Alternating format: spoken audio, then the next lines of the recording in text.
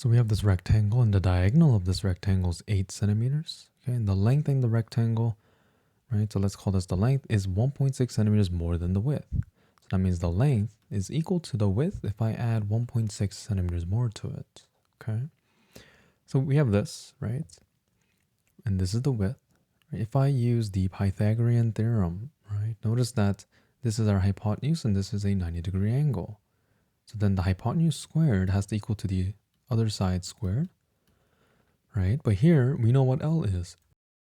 It's W plus 1.6. So we get 64 is equal to W plus 1.6 squared plus W squared, right? Expanding this out, right, you end up getting W squared plus 3.2 W plus 1.6 squared.